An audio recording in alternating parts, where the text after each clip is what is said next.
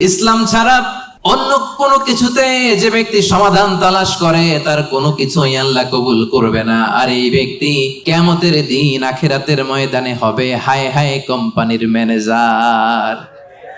ওয়া ফিল আখিরাতি মিনাল খাসিরিন, সে হবে খাসিরিন, ক্ষতিগ্রস্তদের অন্তর্ভুক্ত। মানে হায় হায় কোম্পানির, সবাই বলেন হায় হায় কোম্পানির। ওই দিন হায় হায় কোম্পানির ম্যানেজার হতে চান আপনারা? চান? এজন্য আওয়াজ করে বলেন, ইসলাম পেয়ে আমরা খুশি না বেজার?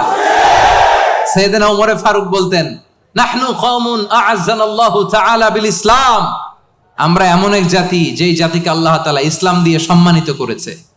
ফাইন ইবতাগাইনাল ইজ্জাতা বিগাইরিহি আযাল্লানাল্লাহ, ইসলাম ছেড়ে দিয়ে অন্য কোথাও যদি আমরা আমাদের সম্মান তালাশ করি, আমাদেরকে অপমানিত করে ছাড়বে কে? তাহলে ইসলাম পেয়ে খুশি না বেজার? আর 2 নম্বরে আল্লাহ বলেন, মুমিনিনা ওয়াল মুমিনাত, বিশ্বাসী নরনারী। সুবহানাল্লাহ পড়েন। মুমিনিনা ওয়াল মুমিনাত, বিশ্বাসী নরনারী। আর এই বিশ্বাস যদি মহান রবের প্রতি থাকে, এই বিশ্বাস যদি আখিরাতের উপর থাকে, এই বিশ্বাস যদি বিশ্বনবীর উপর থাকে, ওই ব্যক্তির জন্য নাজাত আছে না নাই?